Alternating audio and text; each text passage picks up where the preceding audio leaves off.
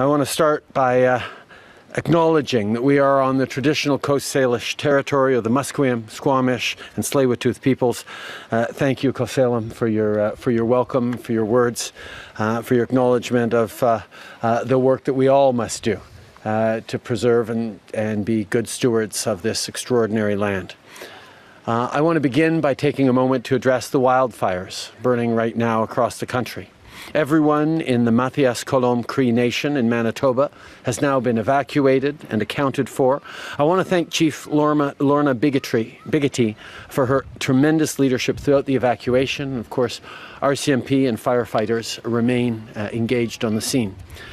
And of course, I know people here in Lytton, BC are once again facing hardships as the Nohomin Creek wildfire continues to burn in the area. We all hope that everyone remains safe and listens to the authorities. And I want to thank the firefighters and first responders across the country who are always there to step up and keep us all safe. It is so fantastic today to be here on Bowen Island. Growing up, I spent a lot of time with my grandparents just across the way in West Van, looking out over Howe Sound. And my great-grandmother actually lived on the other side near Gibson's, where we'd go and visit. And being here today in Bowen roots me both in the past but also in the future that we need to build all together. So I want to thank the Mayor for welcoming us here today. Thank you, Gary. Canada has some of the most beautiful places in the world, and where we are today is a perfect example of that, with mountains, ocean, fresh air, whales, fish, birds, and all kinds of wildlife. In fact, as Patrick mentioned, the Salish Sea, right behind me, is one of the most richly biodiverse places on Earth. And I don't have to tell anyone here why it matters that we protect these spaces. Of course, not all governments have always felt the same.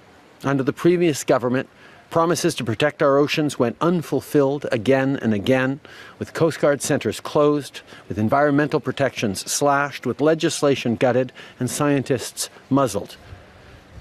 So 7 years ago, when our government took office, we knew we had to do something big that was ambitious and that makes sure that Canada is doing everything necessary to protect our waters. So in 2016, we launched the Oceans Protection Plan, to protect animals and ecosystems, to make marine shipping safer, to work in partnership with Indigenous peoples and coastal communities. To take just two examples here in BC, we reopened the Kitts Coast Guard Station in Vancouver that the previous government had closed. We protected species like the southern resident killer whales, along with 300 other measures across the country. We've done a lot since 2016. Marine species are better protected, shipping is safer, and we've built strong relationships with Indigenous and coastal communities. But now, it's time to be even more ambitious.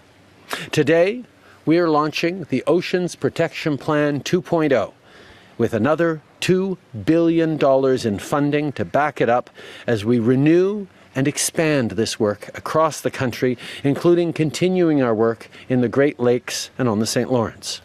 We'll take action to combat emerging threats to our marine safety and ecosystems, and we'll strengthen partnerships with Indigenous peoples who must be our partners and in many ways our leaders as we move forward on protecting these extraordinary ecosystems. A good example is the work that we're doing right here together on the Salish Sea strategy. We'll continue to protect and restore this rich ecosystem in a way that respects Indigenous and treaty rights and traditional knowledge.